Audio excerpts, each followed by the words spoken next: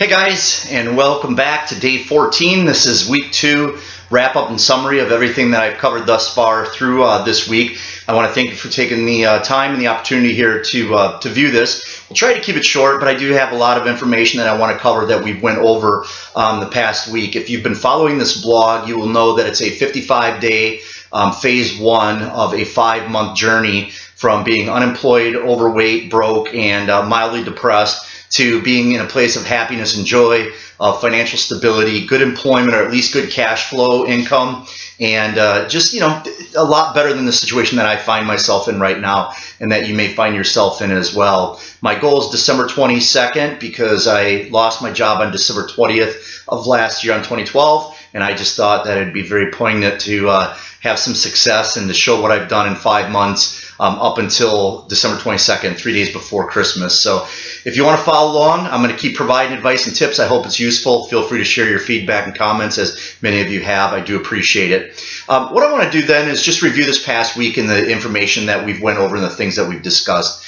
On day 8 of this past week, we talked about perseverance, not performance, but perseverance. And I had shared the story about Abraham Lincoln and how Abraham Lincoln and his whole situation with being, rejected as many times as he was, failed politically like 6 or 7 times, was bankrupt, worked a whole bunch of different jobs, lost his fiance.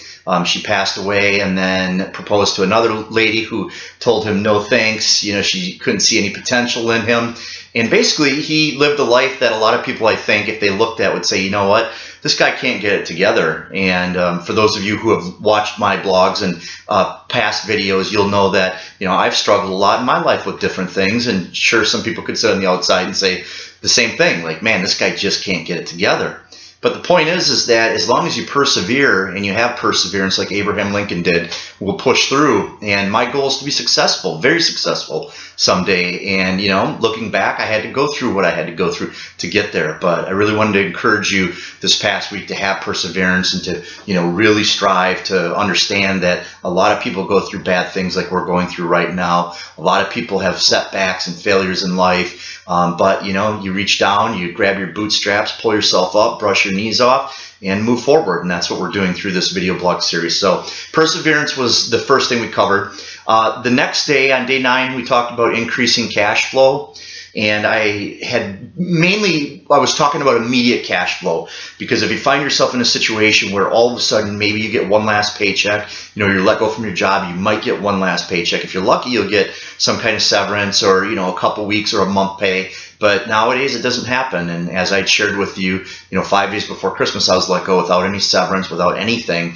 I got paid through the end of December, so I did have another paycheck or two, but that's it. And you may find yourself in a situation, if you didn't invest wisely or you weren't smart with your money like I wasn't, and you live for today and you think, oh, I've got this great job and I'll start getting serious about saving money and putting money in my 401k and building a nest egg, down the road. I have plenty of time.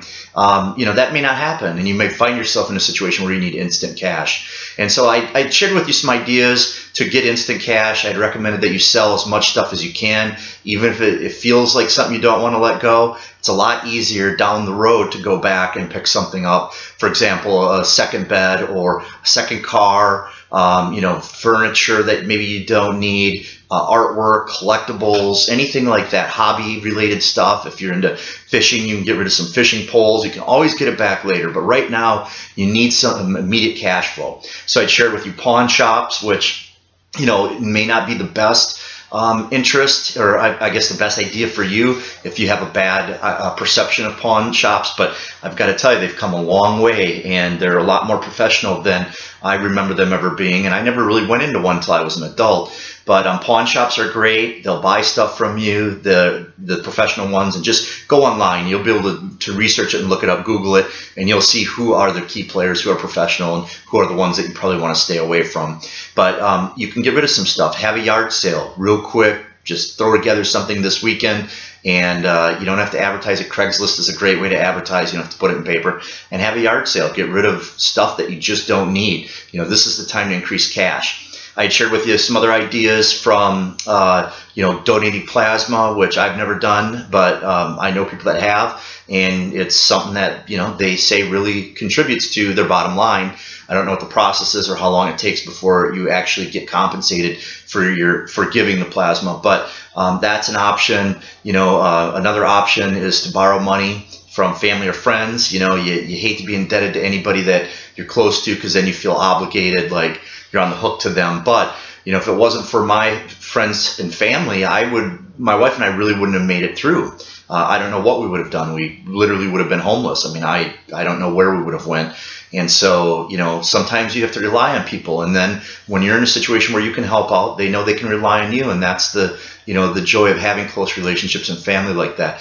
But if you don't have family you can turn to, or don't really feel comfortable, there's other ways out there to make money quick. And I shared with you that there's a website about donating a specialty or a skill that you have to people, and they'll pay you for it.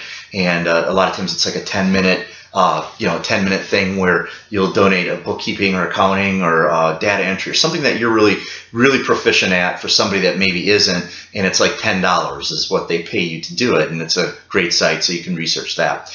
All right, so those are some ideas I share with increasing cash flow. In addition to that, the biggest thing you got to do right away is cut your expenses. You have to figure out a way to chop down. We got rid of cable right away because it was so expensive, and went from $150 a month for a bunch of channels we didn't watch to a converter box for $19.99,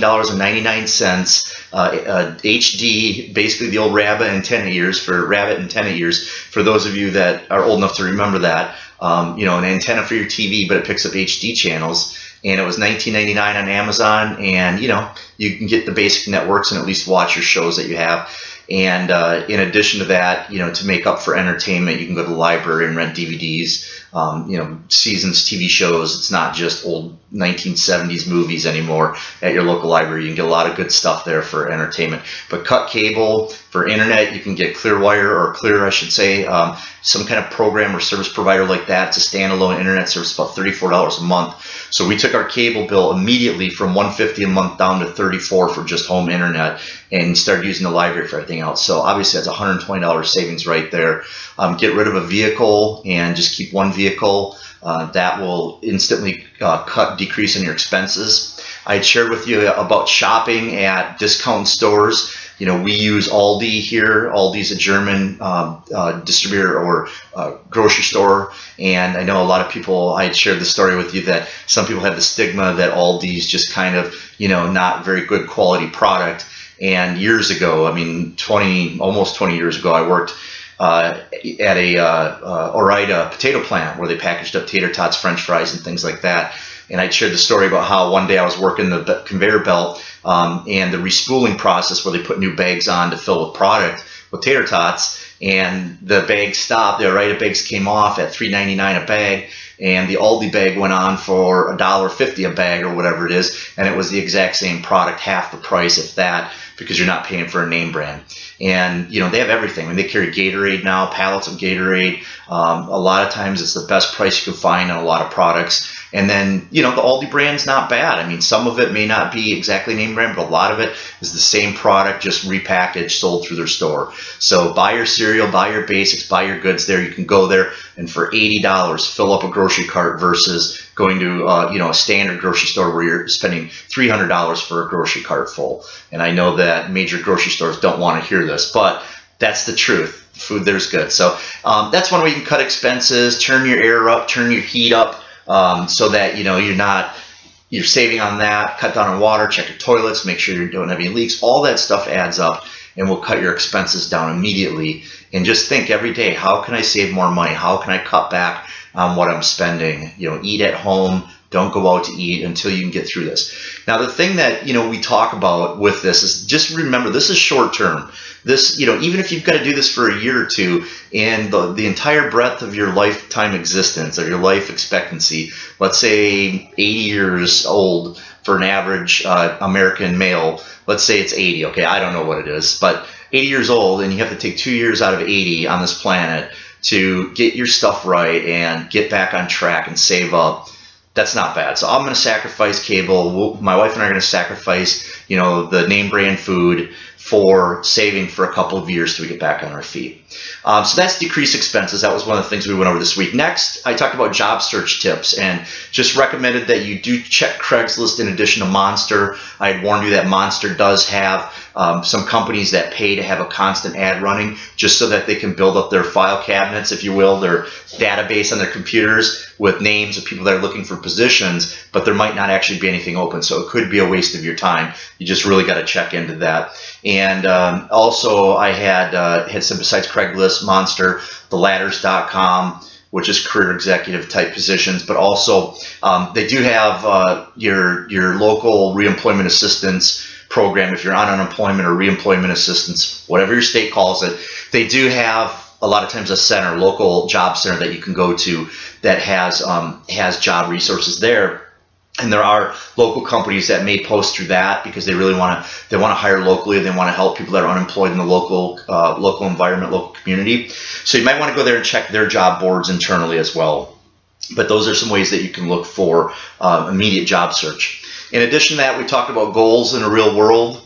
And if you remember, I had said that, if you've ever been to goal setting workshops or went through that whole process like I have in the past, it can be very frustrating because you set these goals and then it just doesn't happen. You sit back and it's like, oh boy, I did all these goals. I can't reach them. I never reach them. I never complete them. So why am I even bothering with that? I might as well not even take the risk or take the chance to write down goals. But you're going to be so much more successful, especially right now when you're trying to dig yourself out of a hole, if you define 3, 4, maybe 5 goals that are really important and critical to getting you to a better place in your life, a place where you're reemployed, where you're in shape, where you're financially stable or sound, and where you're not depressed, where you're happy and you really enjoy everything that's going on in your life rather than dreading waking up every morning because you're in this situation like we are right now. So you've got to have some goals, some ideas. And I just said the best way is to do you've heard the who, what, why, when, where, and how. Do that for your goals, but start off with what. What is it? What do I want? Where am I going? When do I want to be there? That's the next thing, the when. The how are you going to do it? And the how is not just how are you going to do it, but it's who are the resources? Who are people in your life or in your family members' lives that you can use and to help you get to your goal? And what are the resources? Are there books you need to read? Are there classes you need to take? What is the how? How are you going to do it? And write all that down so that you have a clear understanding of how you're going to get there. And then I had emphasized that it's really important for the why. After you figure out what it is that you want to accomplish, you need to write down real quick, just one quick sentence of why. Why do you want to do it? So that every day you have that inspiration, you have that motivation to say, you know what? Get my butt out of bed. Let's put some tennis shoes on and start running. Which, by the way, I know I talked about being in shape and I shared with you my weight on day 1. I haven't lost a single pound. I've eaten a lot better, but for whatever reason, I don't know, maybe, who knows, maybe I need to do something different. But I've eaten better and I've walked to the library, 2 miles every day for the most part and been really good, but I haven't dropped any weight. So tomorrow, one of my goals is to start running 30 minutes a day outside in the morning because this is South Florida and it's too stinking hot by the afternoon, but that's one of the things I'm going to do. But I had to write a goal. I had to say, well, what's the why? What's the inspiration, the reason? And I have a why for that goal. And, obviously losing weight and getting in shape, you're sick of how you look, your clothes don't fit anymore, you want to be in a much better position and more, attractive to your wife or your husband or significant other. And, I fall in the same category, and those are my whys. But tomorrow I'm going to start that. So just remember the goals, you have to have a why at the end and know why you're doing those goals to reach them. And then the last thing that I shared with you on day 13's blog was resiliency. We talked a bit about what it means to be resilient, to be able to stretch back from circumstances that are holding you down, that feel like the weight of the world is on your shoulders, you can't sleep at night, you're full of anxiety, you have all these things going on, and how do you get past that? And the best way is to be resilient.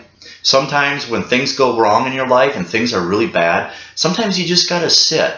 It's our natural tendency to react. It's our natural tendency to try to either react by being anxious and worrisome and trying to think that by making ourselves sick with worry about the situation that it's going to change it, or we go the other way where we just start clawing and going crazy and trying to figure things out. And sometimes you just got to sit.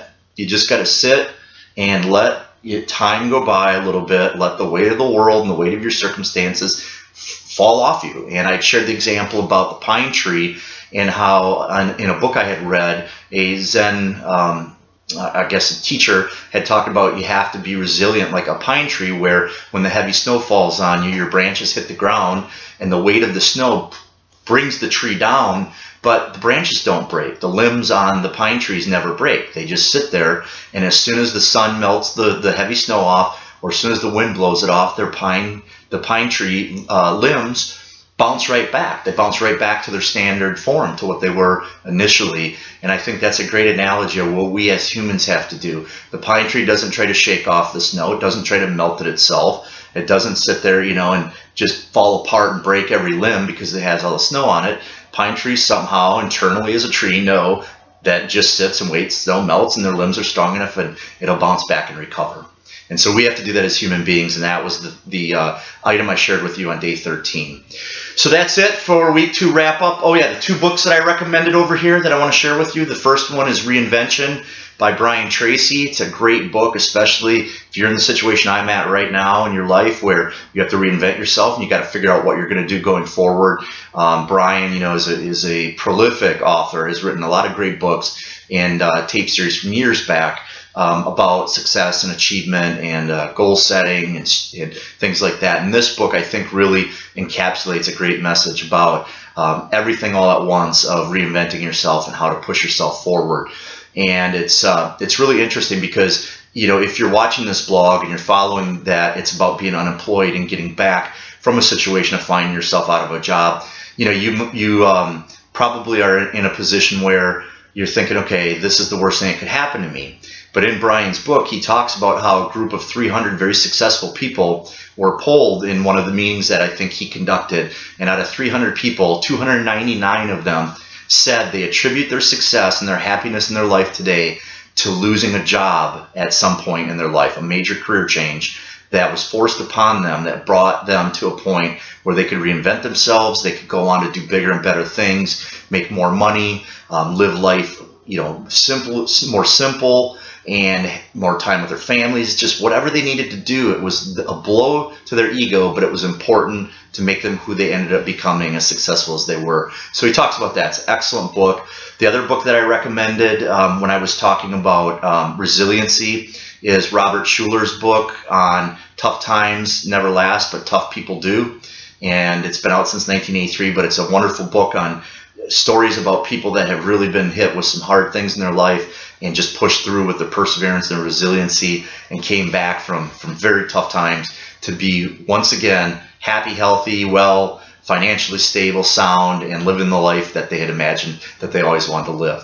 So I recommend those 2 books this week. Next week, starting tomorrow, is day 15, and I hope you will tune back in to continue on with the journey that we're taking to get to a place that we all want to be, and get there as happily and quickly as we can. So have a great one, and I will see you very soon.